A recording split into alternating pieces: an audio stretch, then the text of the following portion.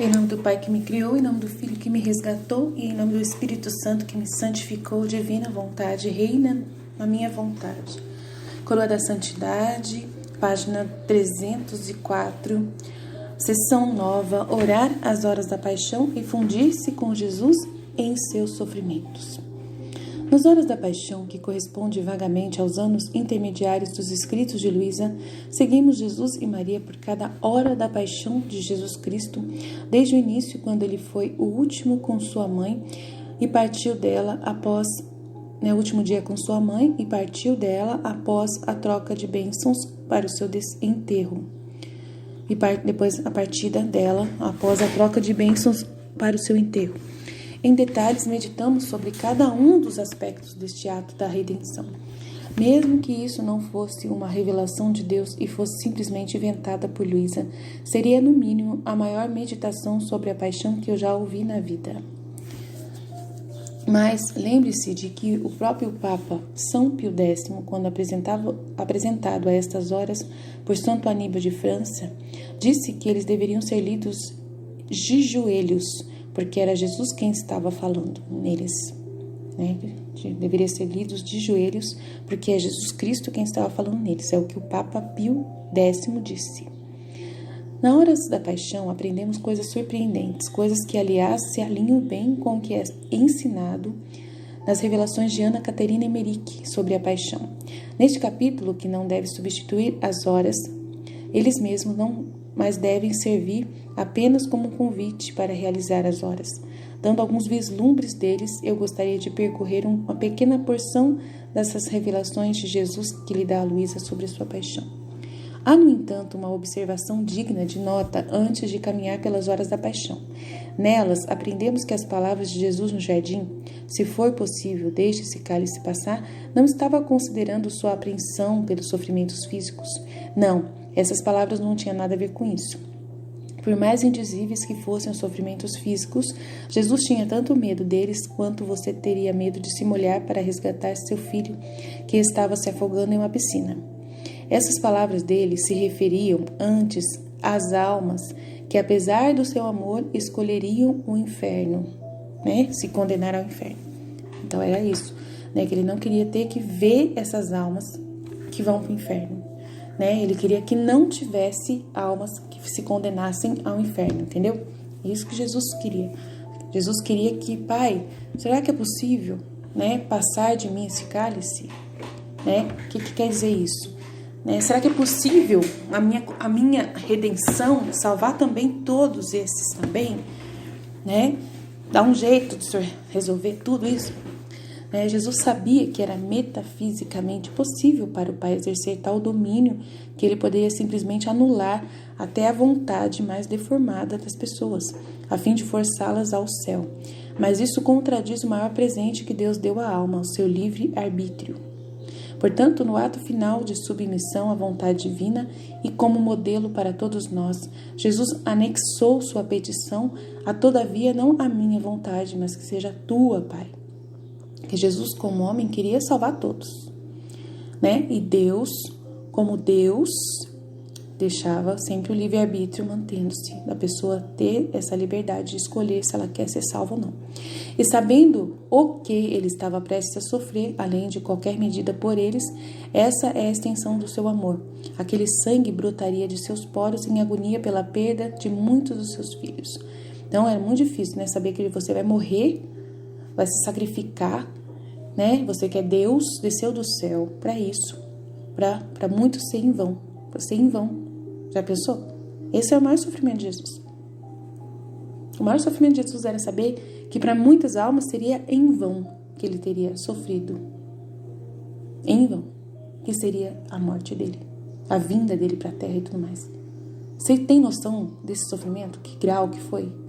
Jesus, ele saber que amou tanto a dar sua última gota de sangue para todos, com a esperança de que isso comovesse os corações de todos, para que eles pudessem olhar para essa morte e falar, não, é ridículo eu ir para o inferno depois que esse homem maravilhoso, esse Deus fez isso por mim.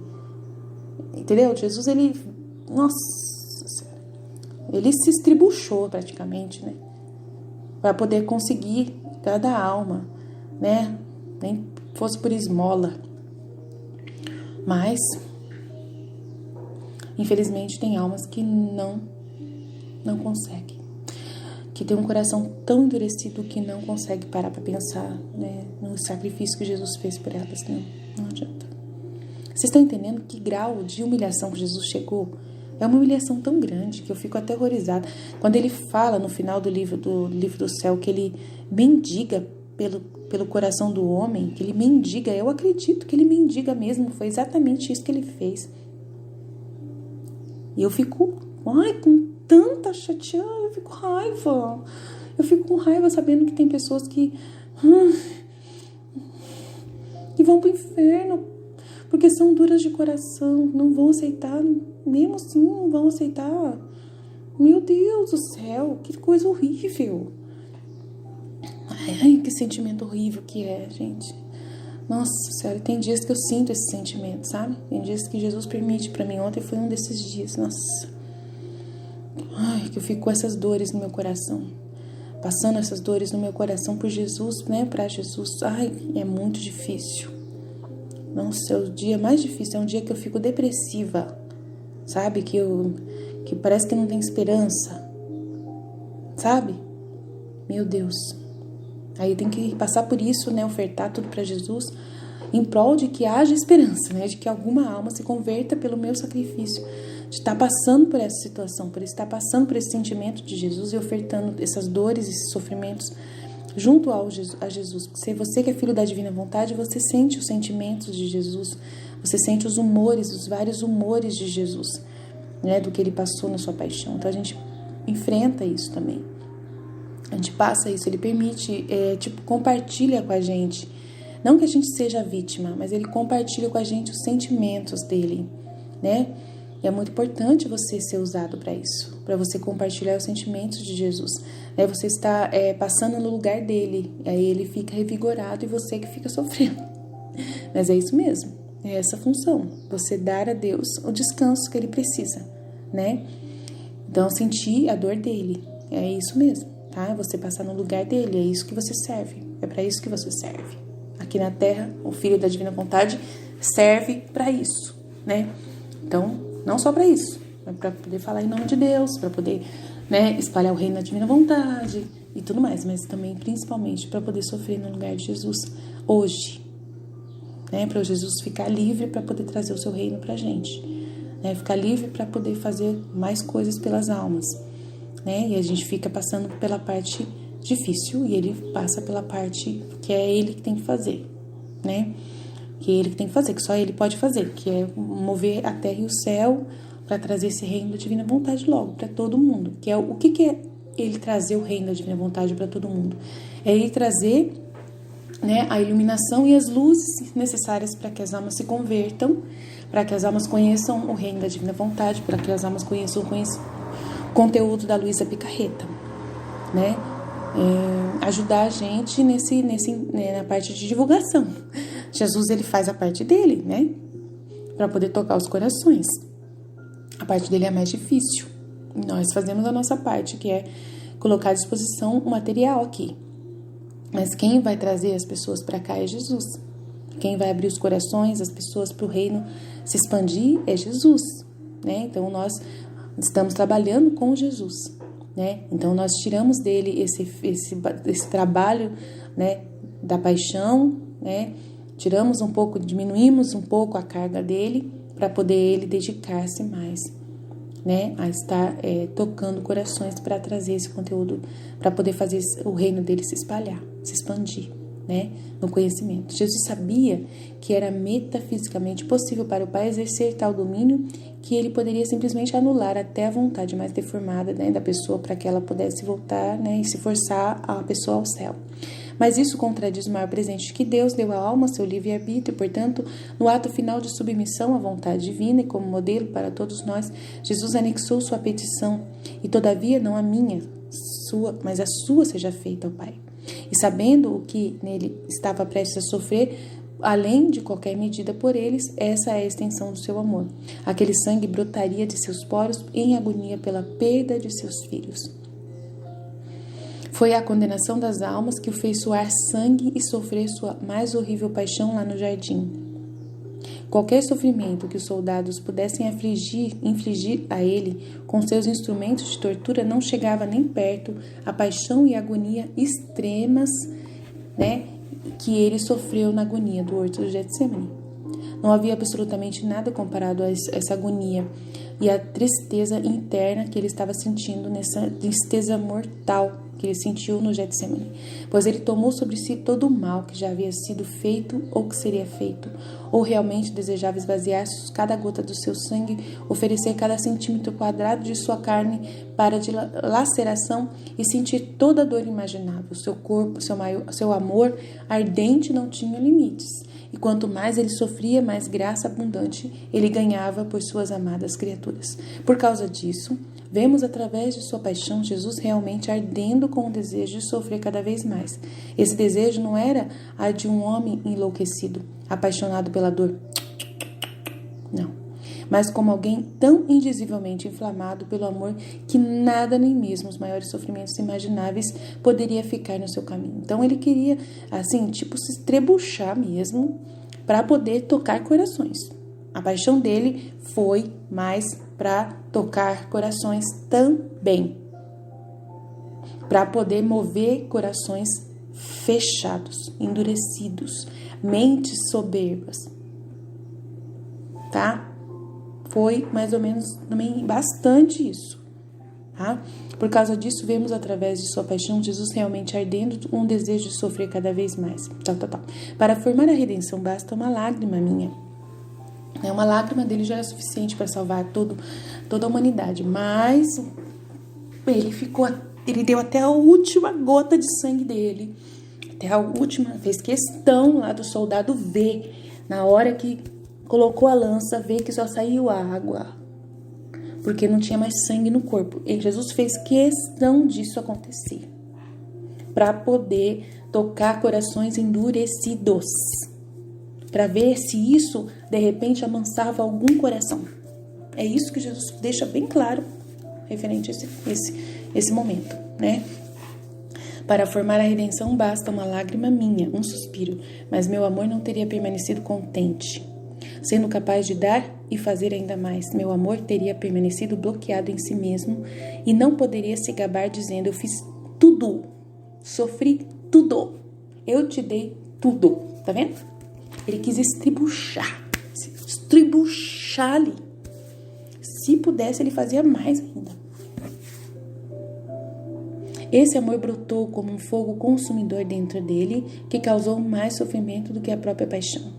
Em sua superabundância e em sua necessidade de gastar e derramar-se inteiramente, e sempre que sua alma clamou em tristeza, não foi devido à dor interna ou externa, mas foi devido a ver as suas almas passadas, ver almas, ver as almas dele, que são dele, então tudo dele, foi tudo dado para ele, passado, presente e futuro, recusando-o completamente, odiando-o e escolhendo o inferno simplesmente só para rejeitá-lo. É verdade, tem gente que vai para o inferno só porque tem raiva de Jesus, por Jesus ter feito isso.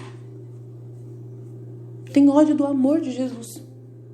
Tem gente que vai para o inferno só porque o orgulho é tão grande a ponto de falar assim: não precisava ter feito isso comigo, não precisava. Perdeu seu tempo. Tipo assim, só para poder falar para Jesus: você perdeu seu tempo. Eu não quero. Do jeito que o Senhor quer, não quero. Desse jeito que o Senhor quer aí, não quero. Tem gente que é assim, tô falando sério que tem gente assim. É horrível. Ieca. Esse amor brotou como um fogo consumidor dentro dele que causou mais sofrimento do que a própria paixão. Em sua superabundância, em sua necessidade de gastar e derramar-se inteiramente. E sempre que sua alma clamou em tristeza, não foi devido à dor interna ou externa, mas devido a ver almas do passado, presente e futuro recusando-o completamente, odiando-o e escolhendo o inferno simplesmente para rejeitá-lo. Nas horas da paixão, lemos que ele viu essas almas quando olhou para pedaços de sua própria carne arrancadas no flagelo. E foi essa visão que o fez em angústia clamar: Lemos que no auge da agonia, no seu abandono na cruz, ele entrou em uma conversa com essas almas, implorando para que não escolhessem o inferno, implorando, esmola, implorando que fossem tão longe que permitisse que ele sofresse cada vez mais, se apenas permitisse ele para salvá-los. Vocês têm noção, gente? Uma pessoa que matou gente pra caramba no mundo. Um traficante que acabou com milhares de almas, de vidas, de famílias e tal. E Jesus ainda salva. No final, vocês estão entendendo? Porque a pessoa se arrepende e fala, eu quero ser sua salvação. Vocês conseguem um negócio desse? Vocês conseguem entender o amor que Jesus tem pelas almas?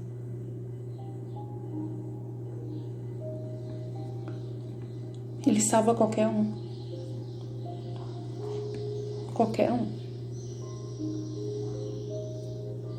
Ele salva qualquer um, gente. Tô falando sério pra vocês. Ele não morreu à toa. Ele salva qualquer um. Qualquer pessoa. Em qualquer situação. Se a pessoa se arrepender no final. Se a pessoa falar pra Jesus, eu quero sua salvação. Eu quero. Eu sei o mal que eu sou, eu reconheço o monstro que eu fui, reconheço tudo que eu fiz, eu reconheço que eu sou um monstro. Mas eu aceito a sua salvação. Se o Senhor morreu na cruz por mim, eu aceito a sua salvação. Apesar de ter feito só maldade na terra, apesar de ter matado pessoas, crianças, apesar de ter feito milhares e milhares de vítimas, eu sei que o Senhor pode me salvar. Vocês estão entendendo? Jesus salva. Jesus salva a pessoa que se arrepende no final e reconhece Ele como Senhor e Salvador. Reconhece que o sangue dele é justamente para poder passar por cima de tudo isso. Ele reconhece. Se ele reconhecer, ele é salvo. Claro que ele vai pagar tudo que ele fez, né? Ele vai pagar lá no purgatório. Vai pagar tudo, nada vai ser de graça, não. Mas ele é salvo. Depois de passar o tempo no purgatório, ele vai pro céu. Claro que não vai ser glorioso no céu, tal, né? Mas vai ser feliz na companhia de Jesus pro resto da eternidade. E daí no céu tem os coros de almas de santos. Tem os mais elevados, santos que abriram mão de tudo para viver para Jesus. Isso é justo. No céu tem justiça, gente. No céu tem justiça. A pessoa que, né, quanto mais ela abrir mão aqui na terra, mais ela vai ter no céu. Isso é fato. Mas uma alma pode ser salva. Qualquer alma. O mais terrível pecador que você possa imaginar pode ser salvo. Isso aí a gente aprendeu com a Santa Faustina, com Jesus falando para ela, não tem como voltar atrás, não. A misericórdia de Deus é linda demais. Eu amo a misericórdia de Deus. Amo falar da misericórdia de Deus. Amo esse Deus. Amo do jeito que Ele é, do jeito que Ele é. Nada nele precisa ser mudado. Eu amo Ele do jeito que Ele é. Nada, não conserto nada em Deus, nada. Para mim Ele é perfeito, perfeito, perfeito, perfeito, perfeito, perfeito. Eu não tenho nada que eu fale para Jesus, Senhor, poderia ter sido assim, eu já fiz isso muito, acabou. Depois que eu conheci a divina vontade, eu só me ajoelho e me prostro para adorar. Só me ajoelho e me prostro para adorar a divina vontade, reina. Divina vontade, você é maravilhosa, você é tudo de bom. Você sabe tudo como tem que ser feito, como foi feito, do jeito que é feito, perfeito, perfeito, perfeito. Aceito até esse livre-arbítrio das pessoas, aceito também. Tudo lindo, tudo perfeito. Apesar de Jesus também ter sofrido com o livre-arbítrio das pessoas. Mas a gente aceita. Ele aceitou, deu exemplo, a gente também tem que aceitar o livre-arbítrio das pessoas. É triste, a gente chora com Jesus, claro. A dor dele é a nossa dor, porque a gente tem o mesmo sentimento que ele. O Filho da Divina Vontade, ela entra no coração de Jesus. Sente tudo o que o coração de Jesus sente. Então a gente chora igualzinho ele chora. A gente quer a mesma coisa que ele quer. A vontade divina, a gente acaba tendo os mesmos sentimentos de Jesus e a gente quer as mesmas coisas que ele quer. Então a gente sofre com ele, porque a gente vê esse livre-arbítrio levando pessoas, tirando pessoas dele. A gente chora com ele, a gente medita a paixão, chorando essas coisas junto com ele, igualzinho, né? Em outro lugar você encontrará uma descrição tão brutal da paixão dele como na descrição da Luísa. Em nenhum outro lugar você encontrará uma descrição tão brutal da paixão dele como na descrição de Luísa. Porque a Luísa, ela viveu esses momentos com a paixão pessoalmente, né? E ela esteve no lugar de Jesus na cruz também, vivendo isso. Ela sendo a crucificada. Então, ela sabe muito bem tudo que Jesus passou, todo o sentimento de Jesus, né? Jesus, ele dava para ela os sentimentos dele, tudo. Ela não tem como errar na descrição dela. As horas da paixão, no entanto, você também não encontrará um mais verdadeiro e mais preciso. Ao longo dessas horas, você dirá, juntamente com Luísa, com os anjos e os santos, é possível um amor tão grande? É possível, não para o homem, mas para Deus, e em Jesus é uma realidade. Além disso, você nunca encontrará outro escrito que demonstre tão poderosamente o amor de Deus por seus filhos como as horas da paixão. Ao ler, orar e meditar sobre essas horas, agimos como almas vítimas. Sofremos redentivamente com Jesus e promovemos nosso desejo de entregar toda a nossa vida a Jesus como vítima. Mas nas horas da paixão fazemos muito mais do que simplesmente lembrar. Entramos, em vez disso, em cada momento através da mesma bilocação de alma que ocorre nas rondas, né, nos giros da alma. Fundimos cada um dos nossos membros com Jesus, beijando-os enquanto lutamos para suportar sua paixão por ele, oferecendo-lhe consolo e assumindo o papel de quase corredentores, juntamente com Nossa Senhora, a verdadeira corredentora. Jesus diz a Luísa, essas horas são as mais preciosas de todas, porque são a encenação do que fiz no curso de minha vida mortal e do que continuo fazendo no Santíssimo Sacramento. Quando ouço estas horas da minha paixão, ouço a minha própria voz e minhas próprias orações. Na alma, vejo minha vontade, ou seja, a minha vontade desejando o bem de todos e reparando a todos, de onde me sinto atraído a habitar nesta alma para poder fazer nela o que a própria alma faz. Com que amor desejo que pelo menos uma alma em cada cidade medite nessas horas da minha paixão? Ouviria minha própria voz em cada cidade e minha justiça, muito indignada nesses tempos, seria aplacada em parte. Jesus fez enormes promessas a Luísa com estas horas, promessas que se estendem a quem as recita. Ele prometeu que através delas o santo se tornaria mais santo ainda, os tentados encontrariam a vitória, os doentes encontrariam forças e que para cada palavra lida a salvação de uma alma seria concedida. Ele disse que uma cidade inteira poderia ser poupada de castigo se apenas uma alma nela rezasse continuamente essas horas. E isso pode ser igualmente satisfeito por um grupo de pessoas que fazem uma recitação contínua de todas as 24 horas da paixão. Isso é conhecido como relógios vivos. Luísa também afirma que os mesmos anjos que ministraram a Jesus no jardim auxiliam a alma que agora medita sobre estas horas. As 24 horas da paixão dadas por Jesus a Luísa falam com o título acima dos eventos da Quinta-feira Santa, da Sexta-feira Santa. Mas devemos entender que a verdadeira paixão de Jesus não foi meramente 24 horas, mas constituiu toda a sua vida, mesmo a partir do ventre de Maria. Meu pequeno Jesus, o recém-concebido, fechado dentro de si, o grande nascimento de todas as gerações, de todos os meus filhos, né? Dentro de si, fechou dentro de si o nascimento de todas as almas, de todas as gerações. Então, meu terno Jesus, no meio daquele abismo de chamas, muito pouco me disse: olhe para mim e me escute, minha filha. No meio desse abismo de chamas, não respiro nada além de chamas de amor, e na minha respiração sinto que as chamas do meu amor devorador me trazem a respiração de todas as criaturas. Com que intensidade eu sinto os pecados, as misérias, as dores de todos. Ainda sou pequeno, mas não sou poupado de nada. E no meio dessas chamas devoradoras, no ventre de minha mãe, carregadas com tantas dores, olho para todos e chorando exclamo: meu amor me deu de volta a todos como presente. Deu-os a mim na criação e eles escaparam de mim. Vocês têm noção, gente? Eu fico assim horrorizado só de pensar. Você tem noção que uma alma no inferno, ela vai saber que ela foi salva, ela foi redimida, os pecados dela foram todos perdoados e ela simplesmente só falou não. E ela vai viver pro resto da eternidade só lembrando desse não que ela disse? Você tem noção de como o inferno vai ser? Um inferno.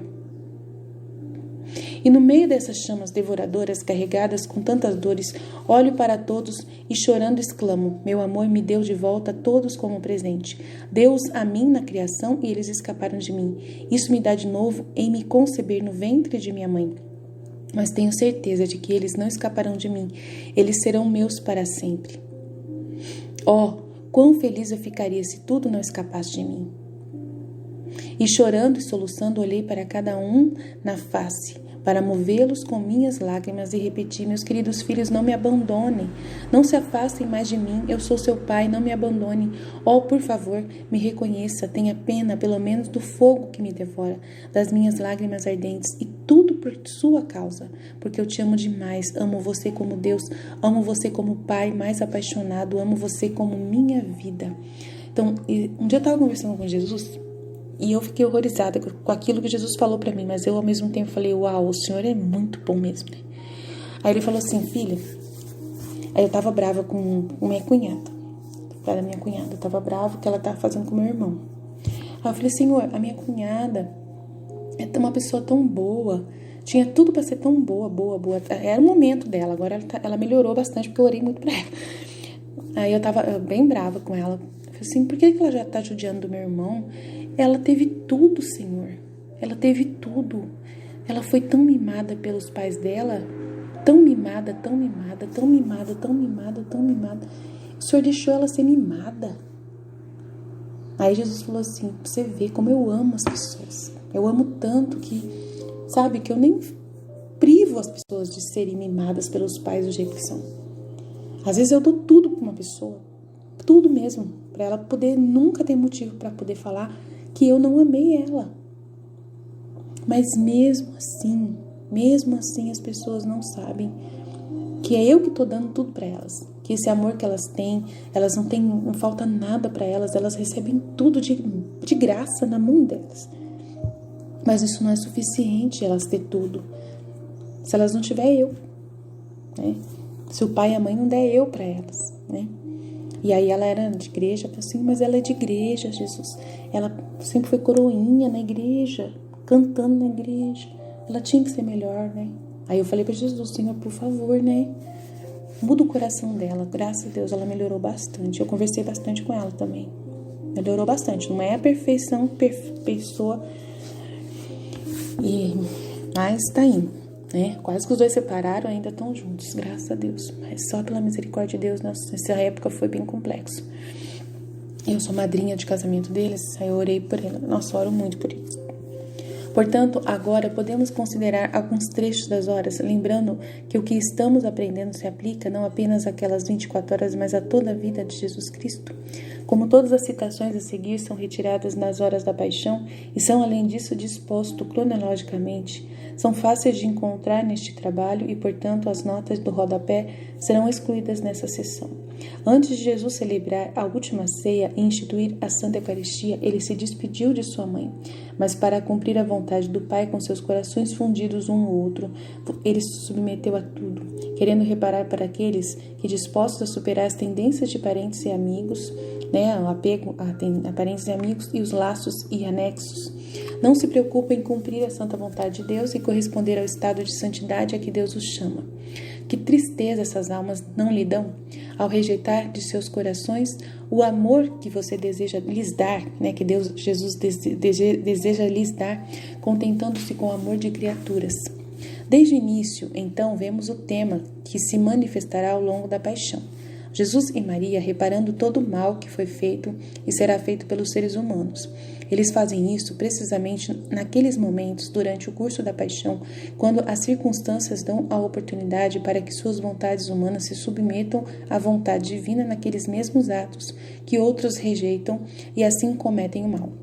Nesta passagem, por exemplo, vemos que, embora nunca tenha havido e nunca haverá amor maior do que o amor que reinou entre Jesus e Maria, eles, no entanto, imediatamente submeteram-se esse amor à vontade divina. Assim, eles repararam aqueles que, devido a amores humanos, deixam de seguir a vontade divina, por exemplo, recusando-se a seguir um chamado vocacional genuíno à vida religiosa por causa do apego à família.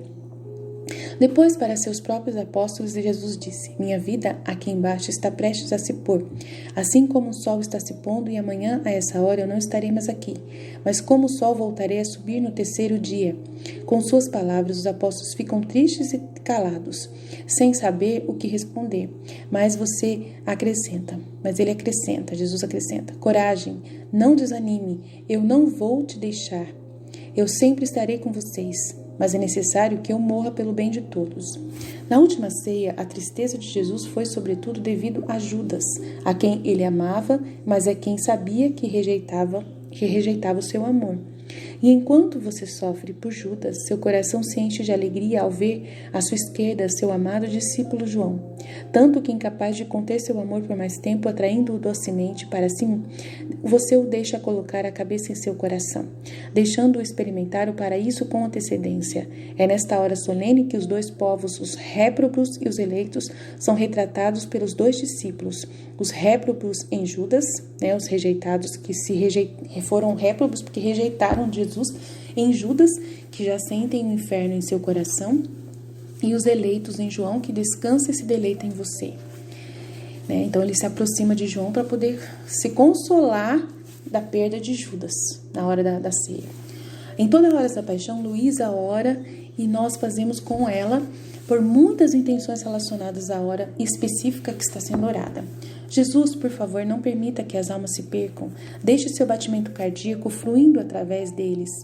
Faça-o sentir os batimentos cardíacos da vida do céu, assim como seu amado discípulo João sentiu, para que, atraídos pela gentileza e doçura do seu amor, todos eles possam se render a você, tá vendo? Ela pede na paixão para que as pessoas se rendam a ele, E essas orações têm um grande poder hoje de conversão, de trazer almas, E ele prometeu para ela, cada palavra vai trazer uma alma. Por que ele consegue prometer isso, Aí você fala, nossa, mas ele não consegue mexer com as pessoas. Tal. Mas só que assim, as luzes, são fortes, às vezes ele permite, dependendo da oração que é feita de intercessão, às vezes ele permite que um anjo apareça para uma pessoa, ou uma experiência de EQM, de quase morte, faz a pessoa se converter. E tem altas coisas que Jesus permite através das horas da paixão, que a gente tem que continuar rezando para poder trazer esses benefícios agora para as almas. Porque, por exemplo, a história do Zachary King, o cara lá, ele teve uma visão de Nossa Senhora que converteu ele. Então, aquilo lá foi fruto de uma intercessão, entendeu? Então, a gente precisa... Aí, quem não conhece o Zachary King, procura lá, Zachary King, É Z-A-C-H-A. É uma conversão maravilhosa, que é um exemplo de um satanista que se converteu por uma intervenção divina. Então, essas intervenções divinas acontecem. Experiências de quase morte, que a pessoa tem um acidente, daí sai do corpo e aí ela faz uma experiência com Jesus. E aí ela vê a vida dela todinha, conversa com Jesus. E aí ela se arrepende dos seus pecados, por causa dessa experiência que foi extraordinária, que aconteceu, que ela não tem como negar que tem a vida após a morte. Então, para algumas pessoas, Jesus concede por causa da intercessão que é feita. Às vezes a família está intercedendo, alguém da família está intercedendo. Tem uma ligação de sangue também ali de alguém que está rezando naquela situação, naquela circunstância, para aquela pessoa. E tem uma predisposição da pessoa para isso. Então, Jesus investe naquele que já tem uma predisposição também. Porque ele conhece os corações, ele sabe aquele que ele pode... que Nossa Senhora pode ajudar, E Nossa Senhora fica marcando os filhos e fica tentando atrair pessoas, O Zachary King foi ela que conseguiu, Então, a gente precisa ajudar Nossa Senhora e Jesus. Então, os filhos da Divina Vontade trabalham para isso também, tá? Então, Jesus agradece nessa ceia, reparando por todo o bem que as criaturas levam, sem pensar em agradecer a origem de todo o bem. Você eleva o hino de ação de graças ao Pai por ter lhe dado comida, querendo reparar por toda a falta de ação de graças pelas criaturas e por todos os meios que Ele nos dá para a preservação da vida corporal. É por isso que, ó Jesus, em qualquer coisa que você faz, toca, ouvir, você sempre tem em seus lábios as palavras, graças a você, ó Pai, graças a Ti, ó Pai. Eu também, Jesus, unida a você, tomo as palavras de seus próprios lábios e sempre direi em tudo, obrigado por mim e por todos, a fim de continuar as separações pela falta de ação de graças. E depois segue a lavagem dos pés, sobre a qual Jesus diz a Luísa: ah, meu filho, quero todas as almas, e me prostro aos pés como um pobre mendigo. Peço-as, importo-as, importuno-as, chorando, planto armadilhas de amor ao seu redor para obtê-las, prostrado aos seus pés com este balde de água misturado com minhas lágrimas. Esse é o maior trabalho de Jesus hoje em dia. Ele faz isso hoje em dia. Prostrados aos seus pés, com este balde de água misturado com minhas lágrimas, quero lavá-los de qualquer imperfeição e prepará-los para me receber no sacramento. Isso é o jeito que Jesus lida com as almas. Ele só age desse jeito, misericordioso. Ele não fica julgando ninguém. Ele não fica, batendo em ninguém. Ele não fica olhando bravo para ninguém. Sabe? Quando a gente fica vendo Jesus olhando bravo para alguém, é porque a pessoa é muito orgulhosa. E aí a pessoa, ela sabe tudo sobre Jesus, ela conhece Jesus, ela sabe quem ele é, e mesmo assim ela fica fazendo coisa errada. Aí ele olha bravo para essa pessoa. Não é porque ela conhece ele, já aceitou a salvação dele, tá tudo certo, e ela ainda fica fazendo coisa que não deve. Aí ele fica bravo com essa pessoa. Principalmente com os religiosos. Ele fica mais bravo com a gente, os católicos. Sabemos muita coisa e mesmo assim ficamos fazendo coisa errada. Principalmente ele fica bravo com a gente quando a gente fica falando do pecado mortal, falando que todo mundo vai pro inferno. Ele não gosta que a gente fique falando isso. Ele gosta que a gente fique falando que ele ama, que ele ama, que ele ama, que ele ama, que ele ama, que ele ama, que ele ama. Ele quer a nossa ajuda, porque ele já fica implorando pelas almas. Aí a gente vai e fica atrapalhando ele. Ele fica louco. Ele fica louco. Aí com esses ele fica bravo. Então, se você é um padre, se você é uma freira, se você é um religioso, uma religiosa, um católico, e você pega o seu canal e começa a falar que não, que o pecado mortal vai levar todo mundo pro inferno, que todo mundo vai pro inferno, que Deus não sei o quê, que o pecado mortal, que não sei o quê, que não sei o quê. O que você está fazendo? Você está falando para as pessoas, olha, Jesus, nossa, ele está só olhando pro seu pecado, só isso que ele está vendo, mais nada. Aí essa pessoa fica com ódio de Jesus. Ela não quer mais saber. Você está atrapalhando o processo de Jesus, está atrapalhando tudo. Você está entendendo? Jesus fica tão bravo com você, você não tem noção. Eu não posso ver esses canal, gente. Quando eu vejo esses canal, eu tenho vontade de vomitar. De tanto mal que eu passo. Porque Jesus está dentro de mim, chorando, desesperado. Filha, filha, me ajuda. Eu não aguento essas coisas. Sério, não tô brincando com vocês, não. Jesus, ele sente dentro de mim. O Filho da Divina Vontade sente os sentimentos de Jesus. Meu Deus do céu, vocês não têm noção do que eu sofro quando eu vejo esse material que fica falando pecado mortal, pecado mortal, pecado mortal, pecado mortal, pecado mortal, pecado mortal, pecado mortal, pecado mortal. Nossa! Gente, as pessoas não têm nem que saber que existe. Aline, como que não? A gente tem que saber. Claro que os católicos têm que saber. Os católicos têm que saber. O católico tem que saber tudo. Mas as pessoas que estão fora da igreja, que estão já longe de Jesus, precisam só saber da misericórdia de Deus. Elas só têm que saber que Jesus ama elas. Só isso que elas têm que saber. E aí você vai, em vez de falar do amor de Deus, você fala do pecado mortal. A pessoa já está em pecado. Aí você vai apresentar mais coisa para ela de pecado, ela vai falar assim, então já tô na merda mesmo. Então não tem mais o que fazer, Jesus não me ama. Minha filha, aí você atrapalha todo o progresso de Jesus. Jesus está trabalhando tanto para conquistar essa alma e você vem e atrapalha tudo. Você joga água no trabalho de Jesus. No fogo, nas chamas de amor de Jesus, você joga água gelada. Tô falando sério, presta atenção. Você que faz isso, acorda para a vida. E depois segue a lavagem dos pés, sobre a qual Jesus diz a Luísa: meu filha, quero todas as almas, e me prostro aos pés como um pobre mendigo. Peço-as, importuno-as, e choro, planto armadilhas de amor ao seu redor para obtê-las. Prostrado aos seus pés com este balde de água misturado com minhas lágrimas, quero lavá-los de qualquer imperfeição e prepará-los para me receber no sacramento. Jesus não deixou de lavar os pés de Judas. Meu doce amor, ao continuar lavando os pés dos apóstolos, vejo que agora você está diante dos pés de Judas. E ouço sua respiração difícil. Vejo que você não apenas chora, mas soluça.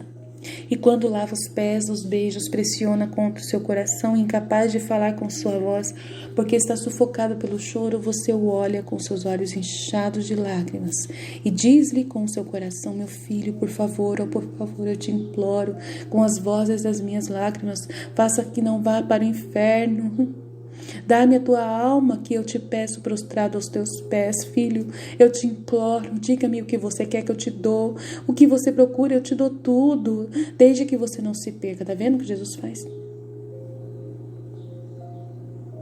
Tá vendo o que Jesus faz? Oh, por favor, poupe essa tristeza para mim, seu Deus. Vocês estão entendendo quem é esse Deus? Acorda. Vocês estão entendendo quem é esse Deus? Se eu não ensinar vocês quem é esse Deus hoje, eu não consigo ensinar mais. Eu acho que vai ser difícil. Então, por favor, gente, presta atenção. Agora chegou a hora do clímax da última ceia, a instituição da Santa Eucaristia. Você se levanta triste como está e quase corre para o altar, Jesus, onde há pão e vinho pronto para a consagração. Eu vejo você, meu amor, meu coração, assumindo uma aparência totalmente nova e nunca vista antes. Sua pessoa divina adquire uma proposta, uma aparência amorosa, afetuosa. Seus olhos brilham como a luz, mais do que se fossem sóis. Seu rosto rosado é radiante, seus lábios estão sorrindo e ardendo de amor. Suas mãos criativas assumem a atitude de criar. Eu te vejo, meu amor, todo transformado. Sua divindade parece transbordar de sua humanidade. Meu coração e minha vida, Jesus, essa sua aparência nunca vista antes, chama a atenção de todos os apóstolos. São apanhados por um doce encantamento e nem se atrevem a respirar. Sua doce mamãe corre em espírito aos pés do altar para admirar os presságios do seu amor. Os anjos descem do céu perguntando-se: o que é isso? O que é isso? São verdadeiras loucuras, verdadeiros excessos, um Deus que cria não o céu e a terra, mas a si mesmo e onde? Na questão mais miserável de um pouco de pão, na espécie mais miserável de um pouco de pão e um pouco de vinho.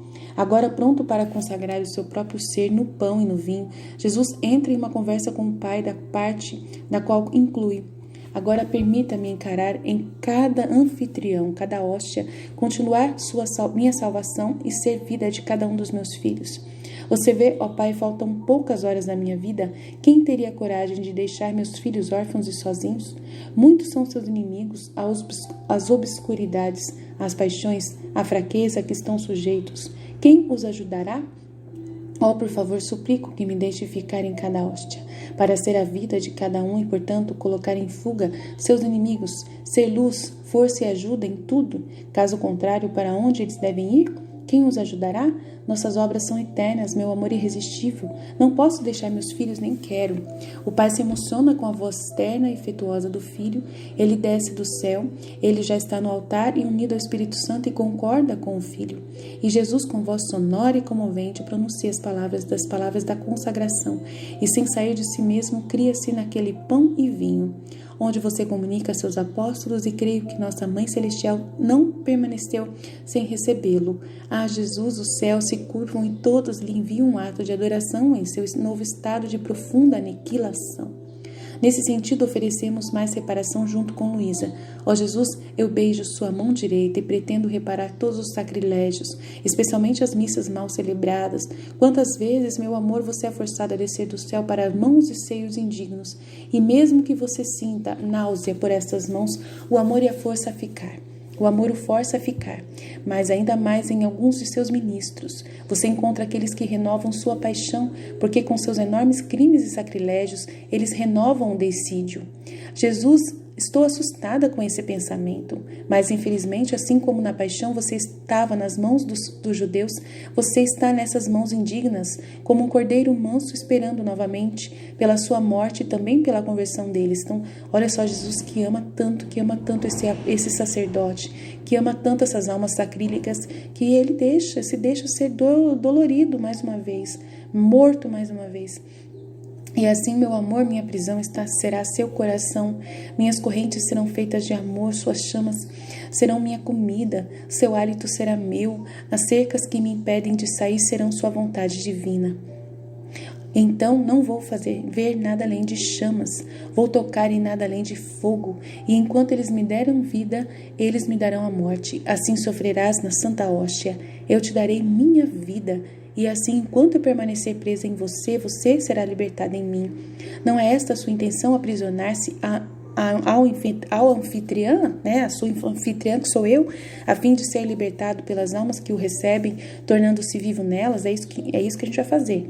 A gente vai se tornar o anfitrião, nós vamos sofrer no lugar de Jesus, nós filhos da divina vontade, vamos ficar sofrendo no lugar de Jesus, para Jesus ficar livre e ser libertado nas almas que o recebem, para se tornar vivo nelas, tá bom? A gente vai sofrer no lugar dele a morte, passar por isso, para que ele possa trabalhar para poder salvar essas pessoas, entendeu?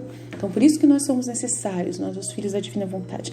Aqui vemos claramente o chamado de Jesus através de Luísa para sermos anfitriões vivos, outro nome para viver na divina vontade, um título visto nos escritos de muitos outros místicos do século XX. Eu vejo você, a Jesus, enquanto se administra aos seus apóstolos, e então acrescenta que eles também devam fazer o que você fez, dando-lhes autoridade para consagrar. Assim você os ordena sacerdotes e institui os outros sacramentos. Você cuida de tudo e repara por tudo. Os sermões maldados, os sacramentos administrados recebidos sem disposição e, portanto, sem efeitos, as vocações equivocadas dos padres por parte dos que os ordenam, sem usar todos os meios para discernir as verdadeiras vocações.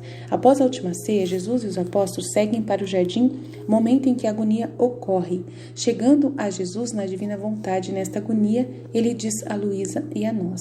Então, esse trecho é muito grande, eu vou terminar aqui, tá? É muito grande mesmo, porque eu acho que ele vai narrar toda a paixão aqui, praticamente. Então, eu vou fazer vários vídeos desse trecho, tá bom? Então, eu vou parar por aqui, aí vamos falar sobre a agonia do Horto do Getsemane na próxima, que ele vai falar da agonia, tá bom? Jesus, eu confio em vós, fiat, fiat, fiat.